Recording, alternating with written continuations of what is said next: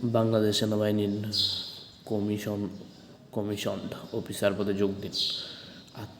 28তম ডিএসএসসি special purpose MMC পুরুষ ও মহিলা। শারীরিক যোগ্যতা: 1 জুলাই 2025 যারা অনূর্ধ্ব 40 বছর আছে তারা আবেদন করতে পারবেন। উচ্চতা: 5 ফুট 4 ইঞ্চি, মহিলা প্রার্থীদের জন্য 5 ফুট।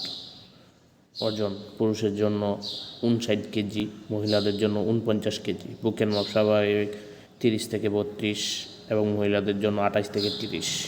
উচ্চতা ও বয়স অনুসারে সশস্ত্র বাহিনীর জন্য নির্ধারিত স্কেলে অতিরিক্ত ওজন হলে অযোগ্য বিবেচিত হবে। শিক্ষাগত যোগ্যতা: FCPS, MRCS, MS, MD অথবা সমমান, যা বাংলাদেশের মেডিকেল অ্যান্ড ডেন্টাল কাউন্সিল কর্তৃক স্বীকৃত। বৈবাহিক: বিবাহিত অবিবাহিত দুজনই হতে হবে হলে আবেদন করতে পারবেন। জন্মসূত্রে বাংলাদেশি হতে হবে। ক্যাটাগরি: যারা আবেদন করবেন তারা 14 মার্চ 2025 থেকে 3 মে 2025 তারিখ পর্যন্ত অনলাইনে আবেদন করতে পারবেন। অনলাইনে আবেদন করার জন্য আপনাদের join.army.mail.bd-তে গিয়ে আবেদন ফর্ম পূরণ করবেন। আবেদনকারীকে টেলিটক, ভিসা, মাস্টার কার্ড, বিকাশ, নগদ ইত্যাদির মাধ্যমে 1000 টাকা আবেদন ফি, অনলাইনে রেজিস্ট্রেশন ফি বাবদ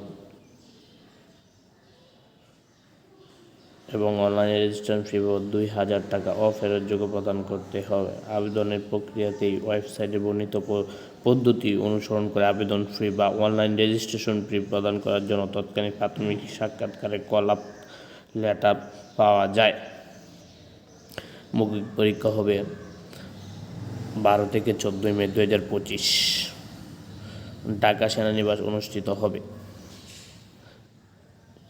ISB পরীক্ষা অংশগ্রহণ প্রয়োজন নেই। পরীক্ষার ফলাফল joinarmy.mail.bd-তে পেয়ে যাবেন।